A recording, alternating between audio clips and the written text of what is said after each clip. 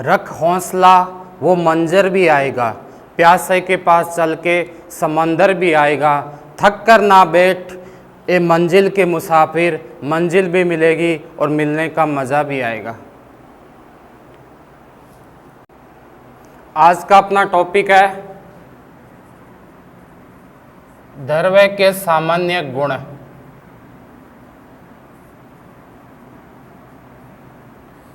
ठीक है, क्या होता है इसके बारे में देखेंगे। पहली चीज तो द्रव्य या पदार्थ क्या होती है? कोई भी ऐसी चीज जो स्थान घेरती है, या बोल सकते हैं जिसका अपना क्या होता है, आयतन होता है, या फिर ये बोल दो कि जिसे हम अपनी आंखों से क्या कर सकते हैं, अनुभव कहलाते हैं, वह द्रव्य या क्या कहलाता है, पदार्थ कहलाता है। जैसे एग्जाम्पल देख लो, लकड़ी हो गई, देख सकते हैं, जल हो गई आदि। ठीक है, तो इसको आप लैंग्वेज में कैसे लिखोगे? लिखो, हेडिंग डाल लेना द्रव्य या पदार्थ।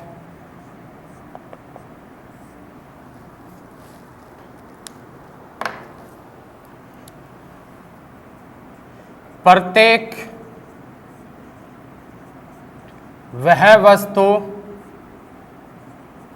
जो स्थान घेरती है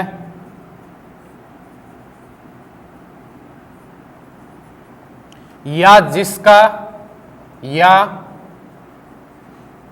जिसका अपना आयतन होता है,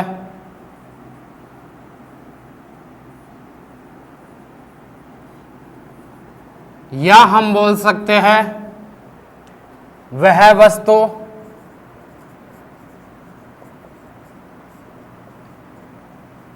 जिसे हम अपनी आंखों से क्या कर सकते हैं, अनुभव कर सकते हैं। ठीक है, अनुभव कर सकते हैं। अगर मैं पूछूं इसके एग्जाम्पल, तो इसके उदाहरण क्या हो जाएंगे? लकड़ी है, जल है, या कोई भी अन्य वस्तु है, यानी इत्यादि। ठीक है, उसके बाद आती है कि द्रव्य की अवस्थाएं कितनी होती है, कितने टाइप की द्रव्य या पदार्थ को मानते हैं। तो बेसिकली हम मोस्टली 3 प्रकार के क्या मानते हैं, पदार्थ मानते हैं। कौन कौन से? द्रव्य हो गया, गैस हो गया, ठोस हो गया। चौथी एक अवस्था और मानते हैं, कौन सी होती है? प्लाज्मा। ठीक है, प्लाज्मा। अब देखते हैं तीनों की तीनों।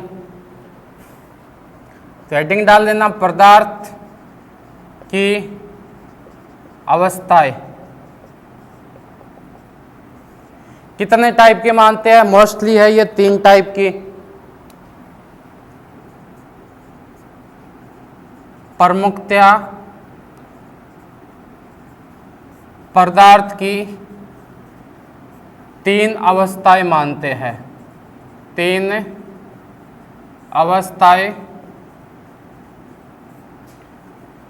मानते हैं। कौन कौन सी होगी?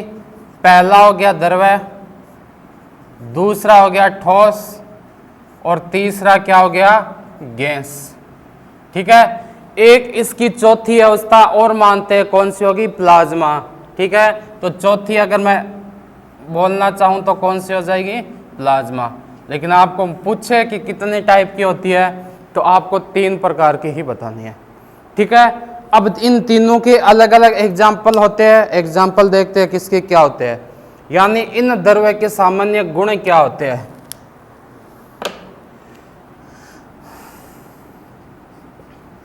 द्रव्य के सामान्य गुण कितनी टाइप की देखी हमने? 3। पहली होगी कौन सी? ठोस। दूसरी होगी कौन सी? द्रव्य। और तीसरी कौन सी होगी? गैस। इनके अंदर हम विभिन्न प्रकार के जो है उनका अध्ययन करेंगे। सबसे पहले ठोस में देखो, ठोस में आता है एक प्रत्यास्था नाम का। ठीक है, उसके बाद आता है द्रव्य में। द्रव्य में क्या हो जाएगा? दाब हो जाएगा, पलवन हो जाएगा, परस्पर तनाव हो जाएगा, या फिर शांता हो जाएगा। ठीक है, उसके बाद आता है गैस। गैस में क्या आता है? वायुमंडलीय दाब। तो लिखो सबसे पहले ठोस में क्या हो गया? प्रत्यास्था। इसके बारे में पढ़ेंगे हम। ठीक है, द्रव्य में कौन कौन से बताए थे? दाब है, पलवन है, क्या हो जाएगा? दाब, पलवन,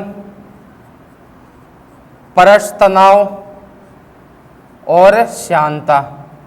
ये किसके अंदर आ गए? द्रव्य के अंदर आ गए। गैस के अंदर क्या हो जाएगा? वायुमंडलीय दाब के बारे में पढ़ेंगे। गैस में किसके बारे में पढ़ेंगे? वायुमंडलीय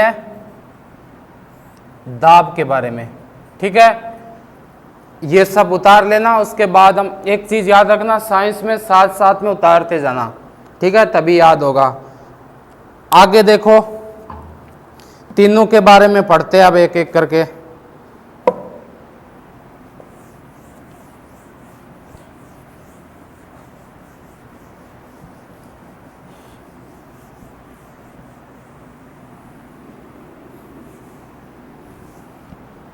सबसे पहले क्या आता है? प्रत्यास्था।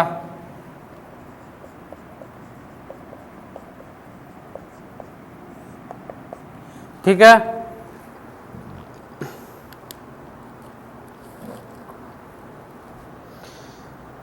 इसको समझेंगे। कोई वस्तु है, ठीक है, जब हम कोई वस्तु पर बायां बल लगाते हैं तो उसके आकार, आयतन में क्या हो जाता है? कुछ बदलाव आ जाता है। ठीक है, और जैसे ही हम बायां बल हटा देंगे, वो जो वस्तु है वो कहाँ जाएगी? अपनी पुनः अवस्था में हो जाएगी। इस पूरी प्रक्रिया को हम क्या बोलते हैं? प्रत्यास्था बोलते हैं। ठीक है, जब किसी वस्तु पर बायां बल लगाया जाता है, जब किसी वस्तु पर बाह्य बल लगाया जाता है तो उसकी शेप यानी आकार व आयतन में कुछ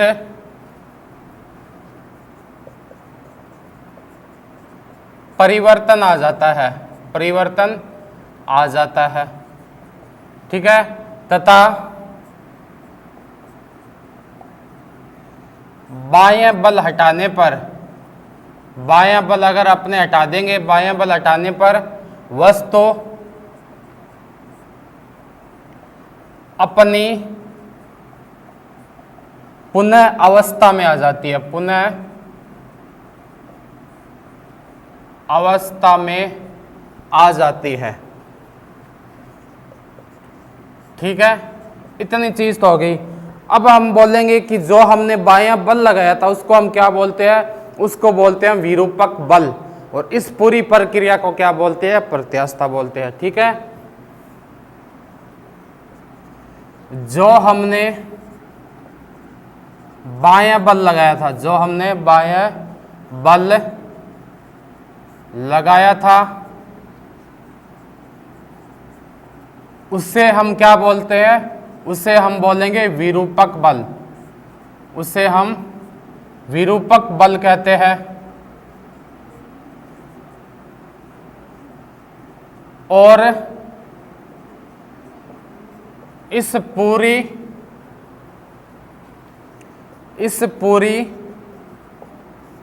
प्रक्रिया को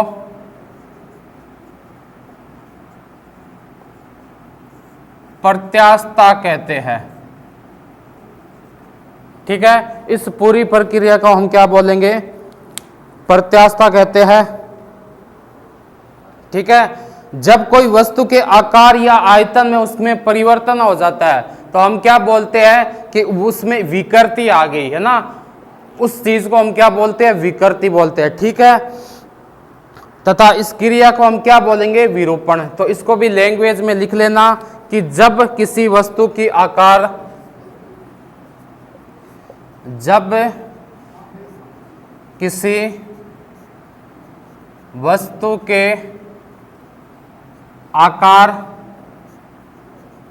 या आकृति में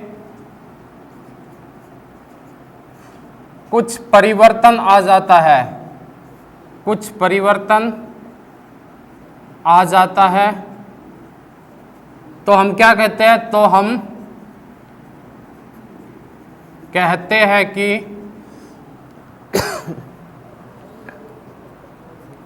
वस्तु में विकृति या विरूपक आ गया, विरूपक आ गया है।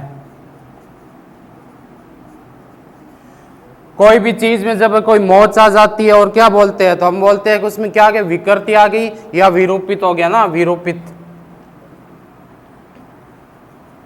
ठीक है, विरूपित आ गया है। इस पूरी प्रक्रिया को हम क्या कहते हैं, विरूपक बल कहते हैं या विरूपक कहते हैं। इसे हम विरूपक कहते हैं। ठीक है, तो प्रत्यास्थता सिंपल सी चीज होगी, जैसे कोई प्लास्टिक का डिब्बा ले लो, अगर हम बायां बल लगाएंगे तो उसमें क्या आ जाएगी, मोच आ जाएगा।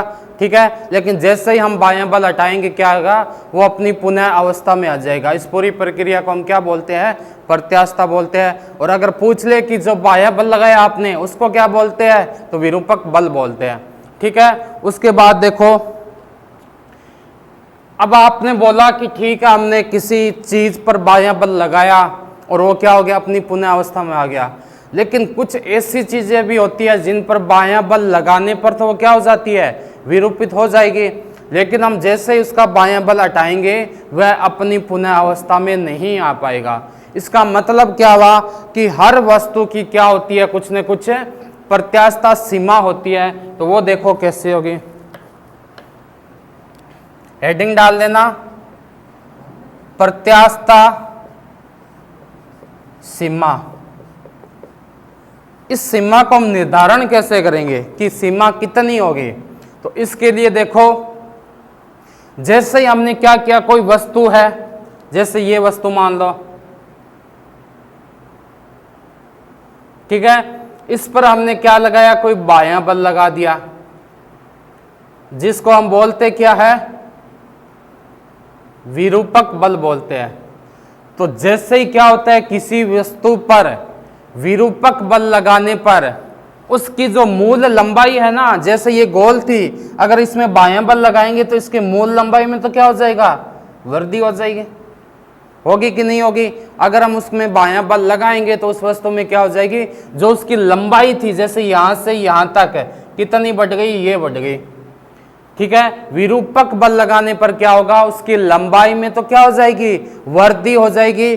और मूल लंबाई के अनुपात को, यानी जो अपने पास वृद्धि हुई है और जो इसकी पहले पास लंबाई थी, उन दोनों के अनुपातों को क्या बोलते हैं, विकृति बोलते हैं। ठीक है, तो नीचे लिख लेना।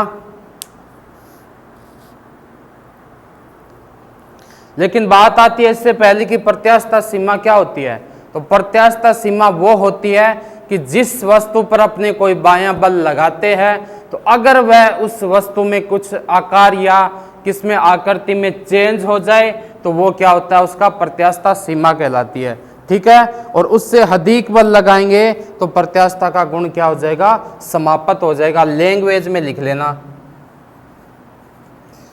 जब किसी वस्तु पर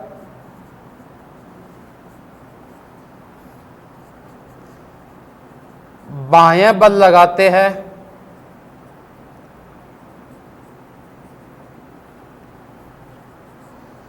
तो उसमें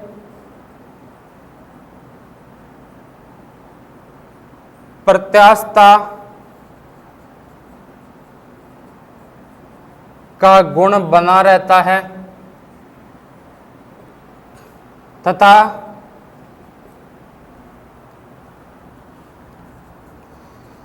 एक निश्चित सीमा से ज्यादा बायां बल लगाने पर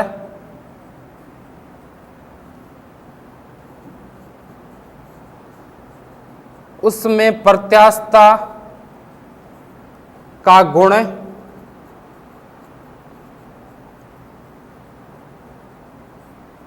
समाप्त हो जाता है। इस निश्चित सीमा को क्या बोलते हैं, इस निश्चित सीमा को प्रत्यास्था सीमा कहते हैं, प्रत्यास्था सीमा कहते हैं। ठीक है, उसके बाद आते हैं विकृति और विरूपक क्या होता है या प्रतिबल क्या होता है। तो विकृति या प्रतिबल मैंने बता दिया क्या होगा, किसी वस्तु पर विरूपक बल लगाने पर उसकी मूल लंबाई में वृद्धि तथा उसकी मूल लंबाई के अनुपात को क्या बोलते हैं, हम विकृति बोलते हैं। ठीक है, ये भी हेडिंग में डाल देना।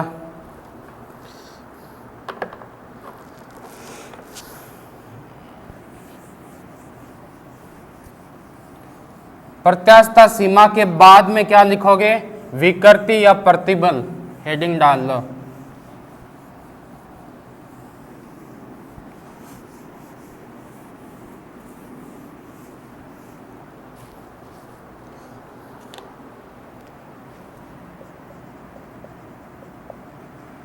विकृति तथा प्रतिबल। तो मैंने क्या बोला,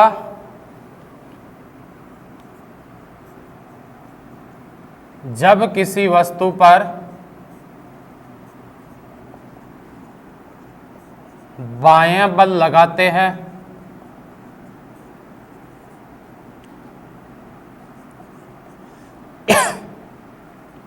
तो उस वस्तु की मूल लंबाई, उस वस्तु की मूल लंबाई में वृद्धि व मूल लंबाई के अनुपात को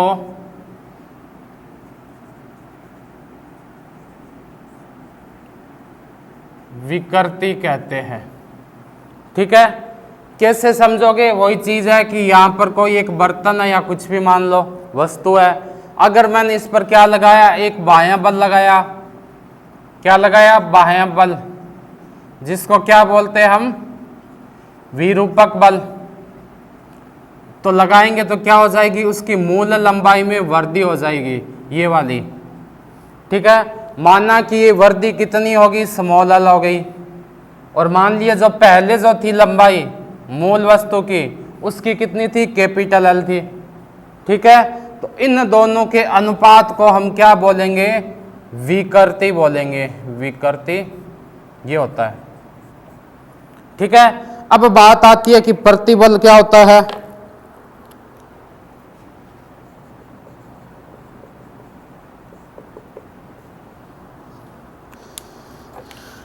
तो ये क्या होता है, प्रति एकांक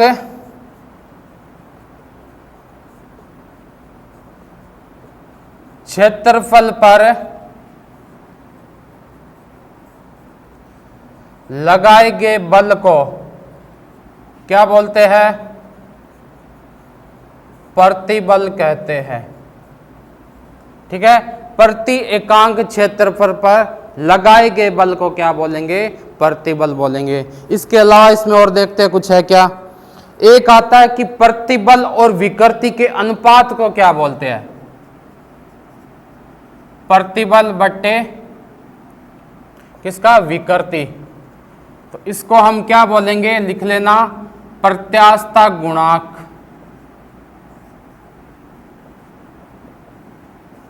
ठीक है, ये हो गया आपका, क्या हो गया, प्रत्यास्था गुणांक हो गया, या आप बोल सकते हो प्रत्यास्था का यंग मापांक, प्रत्यास्था का यंग प्रत्यास्था का यंग मापांक बोल सकते हैं इसको ना, गुणांक से ज्यादा ये सही रहेगा। ठीक है, तो आगे हेडिंग डालो, हुक का नियम। हुक का नियम क्या बोलता है, हुक का नियम। हुक के नियम के अनुसार क्या होगा कि किसी वस्तु पर हमने क्या लगाया, जो एक प्रत्यास्था सीमा पढ़ी थी हमने। प्रत्यास्था सीमा क्या थी कि किसी पर कोई बल लगाएंगे तो उसमें अगर प्रत्यास्था का गुण बना रहता है तो उससे ज्यादा बल लगाने पर क्या होता है, प्रत्यास्थता का गुण समाप्त हो जाता है। इस बीच की जो सीमा होती है उसको हम क्या बोलते थे? प्रत्यास्थता सीमा। अब क्या होता है, हुक्का नियम के अनुसार क्या होगा कि जो प्रत्यास्थता की सीमा के अंदर किसी वस्तु में उत्पन्न, यानी कोई वस्तु होगी, ठीक है, उसकी जो प्रत्यास्थता सीमा थी,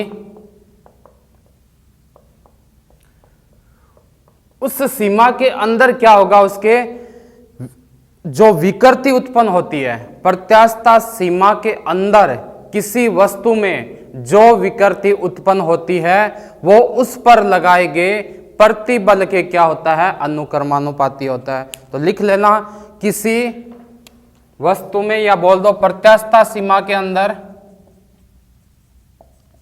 प्रत्यास्थता सीमा के अंदर किसी वस्तु में उत्पन्न विकृति, ठीक है, विकृति के बारे में हमने पढ़ा था, पर क्या हो जाएगा? विकृति उस पर लगाए गए, उस पर लगाए गए किसके अनुक्रमानुपाती होते हैं? प्रतिबल के। उस पर लगाए गए प्रतिबल के अनुक्रमानुपाती होता है। क्या होता है? अनुक्रमानुपाती होता है। ठीक है, प्रत्यास्थता सीमा के अंदर क्या लगाएंगे हम? कोई वस्तु में क्या लगाया था? बायां बल लगाया था या बल लगाया था, उसके कारण क्या होता? उस वस्तु में कुछ विकृति आ गई थी। वो विकृति किस पर होगी? उस पर लगाए गए बाह्य बल के क्या हो जाएगी, या प्रतिबल के क्या हो जाएगी? अनुक्रमानुपाती हो जाएगी। अब बात आती है कि इसको हम बोलते क्या है? तो हम इसको क्या बोलेंगे? प्रत्यास्थता गुणांक बोलते हैं। ठीक है, इसको हम क्या बोलेंगे? प्रत्यास्थता गुणांक। यानी हमने क्या पढ़ा कि जो प्रतिबल है किसके अनुक्रमानुपाती होता है? विकृति के। ठीक है, या मैं ये बोल सकता हूं कि प्रतिबल बट्टे विकृति क्या हो जाएगा? प्रतिबल बट्टे विकृति, ये क्या हो जाएगा? एक नियंताक हो जाएगा, जिसे हम क्या बोलते हैं? प्रत्यास्थता गुणांक बोलते हैं। प्रत्यास्थता गुणांक बोलते हैं। इस नियंताक को हम क्या बोलेंगे? प्रत्यास्थता गुणांक बोलते हैं। और पूछ ले कि इसको हम डिनोट किससे करते हैं, तो इसको हम किससे करेंगे? ईटा से, ई से करते हैं। आई इतनी बात समझ में? अब चीज आती है कि अगर मैं आपको ये पूछ लूं कि प्रत्यास्थता गुणांक की यूनिट क्या होगी, तो आपने इसका फॉर्मूला क्या लिखा था? प्रतिबल बट्टे क्या हो जाएगा? विकृति। यानी मैं बोल सकता हूं इसका न्यूटन पर मीटर स्क्वायर। ठीक है, यह इसको मैं लिखना चाहूं तो क्या लिख सकता हूं? मीटर स्क्वायर को ऊपर ले जाऊंगा तो -2 न्यूटन मीटर -2, या फिर मैं इसको क्या बोल सकता हूं? पास्कल। ये किसकी होती है? यूनिट। प्रत्यास्थता गुणांक की यूनिट होती है। आई इतनी बात समझ में? इसके बाद एक चीज आता है कि यंग गुणांक क्या होता है, जिसको हम लैम्डा से डिनोट करते हैं। वाई के नीचे ऐसा बना होता है ना, लैम्डा। ठीक है, यंग गुणांक होता क्या है? अनुदैर्घ्य प्रतिबल। वही चीज है, प्रतिबल बट्टे, बस इतना लगा देना, अनुदैर्घ्य प्रतिबल बट्टे में क्या हो जाएगा? अनुदैर्घ्य की विकृति। इसको हम क्या बोलते हैं? यंग गुणांक बोलते हैं। ठीक है, अगर इसका फॉर्मूला में लिखना चाहूं, अनुदैर्घ्य प्रतिबल क्या हो जाएगा? mgl। ठीक है, अनुदैर्घ्य की विकृति क्या हो जाएगी? पाई r स्क्वायर और l। ये फॉर्मूला आप याद रख लेना। l बट्टे स्मॉल l तो हो ही गया, उसके बाद क्या होता है? mg बट्टे पाई r स्क्वायर, यानी mgl बट्टे पाई r स्क्वायर l हो जाएगा। ये किसका मान हो जाएगा? ये हो जाएगा आपका प्रतिबल का। ठीक है, उसके बाद अगली हेडिंग डालो दाब यानी प्रेशर।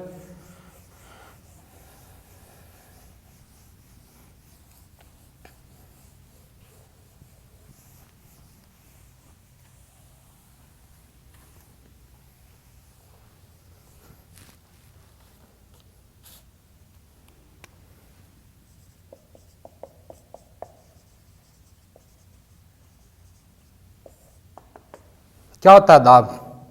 दाब के नाम से ही पता चल रहा है कि कोई वस्तु होगी उसके सतह पर क्या करेंगे, एक कोई बाह्य फोर्स लगाएंगे, है ना, दाब लगाएंगे या फोर्स लगाएंगे, उसको हम क्या बोलते हैं, दाब या प्रेशर बोलते हैं। इसको अगर हम लैंग्वेज में लिखना चाहे तो कैसे लिखेंगे, किसी सतह की प्रति इकाई क्षेत्रफल पर, किसी सतह की प्रति इकाई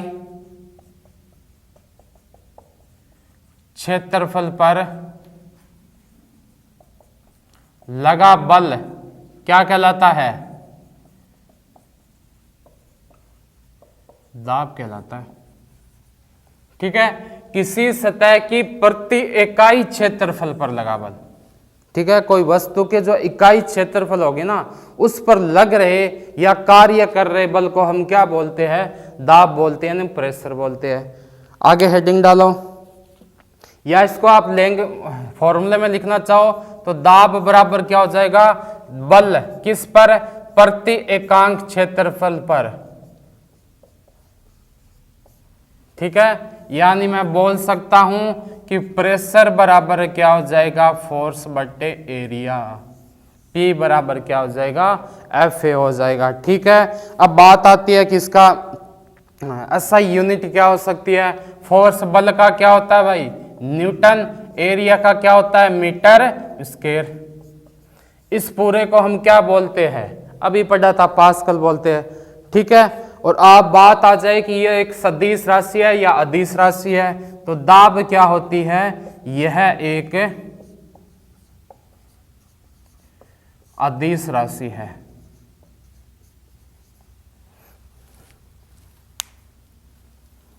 ठीक है, आगे हेडिंग डालो। आगे बात आती है पलवन की। ठीक है, पलवन में भी हम किसका पलवन पढ़ेंगे, द्रव्य का उत्प्लावन बल क्या होता है ये देखेंगे। द्रव्य का उत्प्लावन बल। ठीक है, और अदिश सदिश राशि ना ये अपने आप पता चल जाती है। अब किसी वस्तु पर दाब लगा रहे हैं तो ये जरूरी थोड़ी है कौन सी दिशा में लगाना अपने को, उसमें दिशा की नहीं जरूरत, जिसमें दिशा की जरूरत नहीं होती वो क्या होती है, अदिश होती है। ठीक है, अब ये आता है कि द्रव्य का उत्प्लावन बल क्या होता है। तो हमने देखा होगा कि हम किसी वस्तु को जब पानी में डुबाते हैं तो क्या होता है, जैसे कि उनके वजन में फर्क आ जाता है, वेट में। अगर बार जैसे ये मारकर है, इसको मैंने पानी में डुबाया तो ये मुझे हल्का अनुभव होगा। वो हल्का अनुभव किसके कारण होता है, उत्प्लावन बल के कारण होता है। ठीक है, तो आप क्या लिखोगे, जब कोई ठोस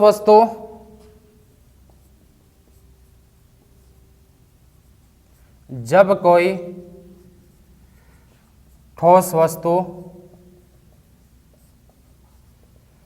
पानी में डुबोई जाती है, पानी में डुबोई जाती है तो इसके भार में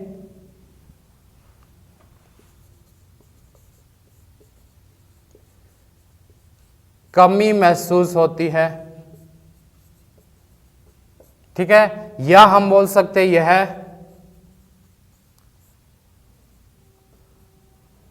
हल्की अनुभव होती है। ठीक है, ये होता है द्रव्य का उत्प्लावन बल। अब बात आती है कि आपने बोला कि भार में कमी तो आ जाती है, लेकिन ये भार में कमी होती किसके कारण है, तो आप लिख सकते हो भार में यह हवासी कमी उस पर लगाए गए बाह्य बल के कारण होती है, बाह्य बल के कारण होती है। ठीक है, तो यही आपका क्या होता है, पलवन होता है। पलवन में आप क्या देखोगे, एक वस्तु होगी जिसको हम क्या करेंगे, पानी में डुबाएंगे। पानी में डुबाएंगे तो उसके भार में कमी होगी, और वो भार में कमी किस कारण होती है, इस बल को ही हम क्या बोलते हैं, उत्प्लावन बल बोलते हैं। इस बल को हम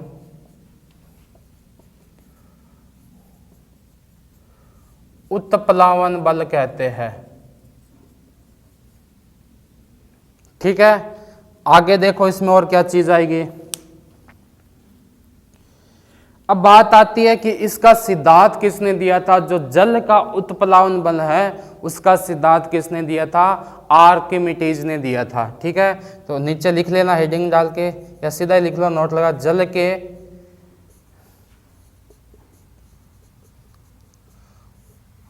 उत्प्लावन बल का अध्ययन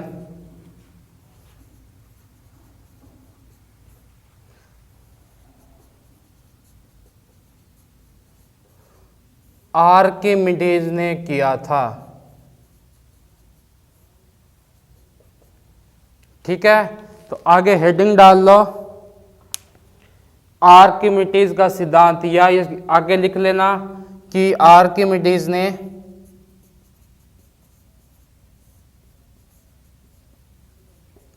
एक सिद्धांत दिया था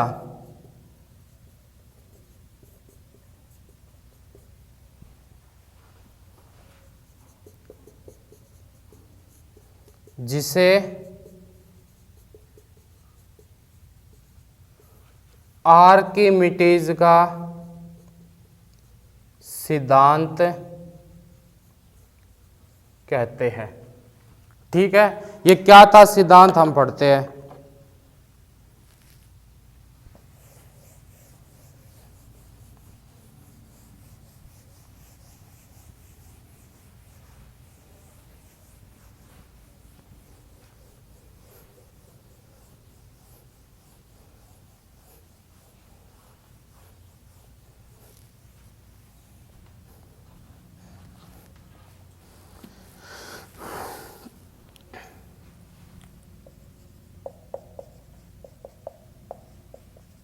हेडिंग डाल लो आर्किमिडीज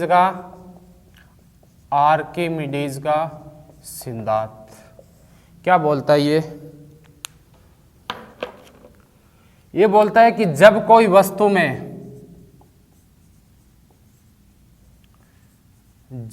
वस्तु को द्रव्य में आंशिक या पूर्णतः डुबाई जाती है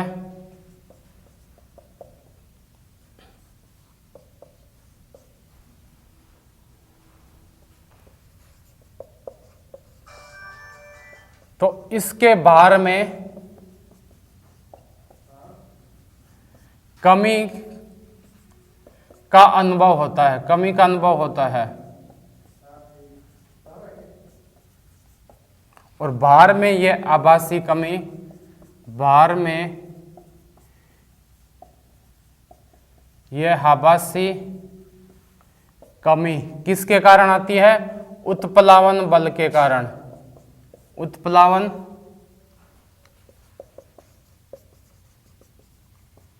बल के कारण होती है। ठीक है,